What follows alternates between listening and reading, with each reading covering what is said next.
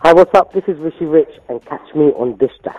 First of all, congrats. Yeah. Gully Boy is doing amazing. Yeah, it's doing really well. I actually went to see it again last night. It's doing really well here. Talk to me about your journey. Well, I think one of the highlights, obviously, was when I moved to Atlanta, and I moved in with Teddy Riley, and I started to kind of, I took a bit of a back seat, in the sense where I just wanted to kind of learn about music again. And obviously I was married at that time, and then, coming back to London and then having this opportunity to come to India, I've always wanted to kind of, live in India or work in India, and I kind of figured that being a producer, you can work from anywhere, and, and my whole journey about coming to India wasn't necessarily about just doing film work. I think it was just, one, because I was going through what I was going through, but I just wanted to explore what was going on here with an independent scene. How is it different culturally, like the whole work atmosphere over there? I think for me, it's always going to be the same, because I'm kind of, I have great management here and everything like that. But people here, there's so much, like if you think about how many films are made in months, like what's going on. So people just hustle, like, whether it's singers or composers and, producers, everyone's just working, and no matter, it doesn't matter, who you are, you could be like, a really popular music director, but everyone's still kind of just staying focused, and, there's so much music that is needed. You could call someone at 2 in the morning and they'll turn up to your studio and sing if you needed them. Speaking of Gully Boy, how did this project come to you? Uncle Tazadi, who's a music supervisor for Gully Boy, and they're friends.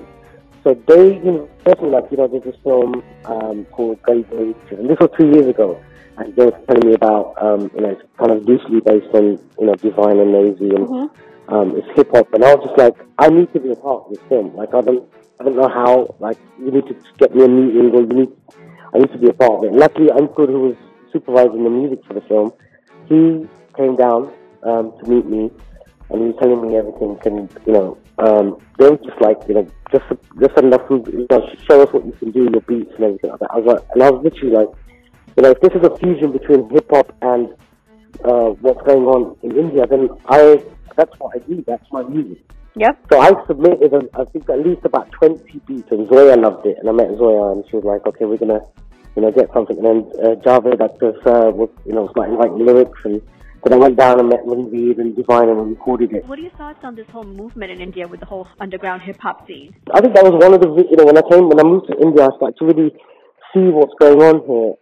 And it kind of reminds me of how hip-hop, when Def Jam and everything started in America, and you had this scene which just exploded. And I think that's what's happening here. I do believe that. What do you think when people say, well, hip-hop or rapping especially is more of a African American thing, and it's just weird for Indian people to do it? If you think about rapping, it's poetry. So, and how crazy is it that Javed Akhtar is writing the rhymes?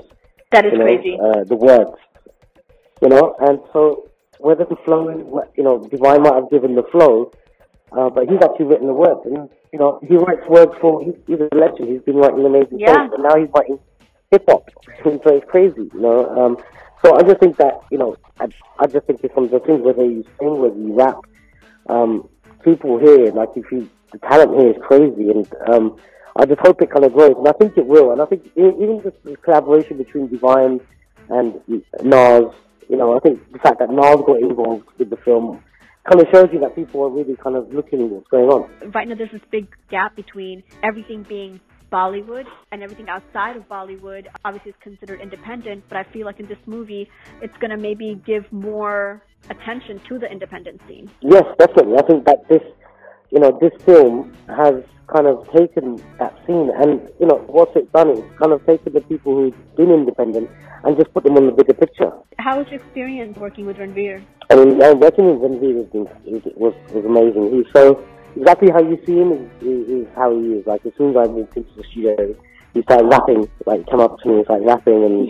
he's just such a like, he was in character. And I think that's something which I actually read an interview about him. Like, for this film, he just stayed in character for for a few months just as a rapper, and it was amazing. And the fact that he has got flow and he can rhyme, and he was taking Divine was kind of coaching him, and I just think it was a great experience, and I hope we can work together more, you know? You really, like, are here, like, with the band right now. Like, this is your time. Yeah, I mean, it's so crazy, like, I was saying to one of my friends yesterday, like, the last 2 years I've been working on, obviously, Gully Boy, I worked with Diljit, and I'm working on with Sunny Deol, I'm working on Pal Pal Dil Ke Paas.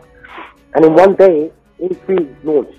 It was crazy, you know, so it's just like, it was 2 years of work, and then suddenly in one day, everything just came out, and it's kind of, and I was actually just thinking that's kind of God's way of just saying, you know what, I'm just going to give you everything in one day.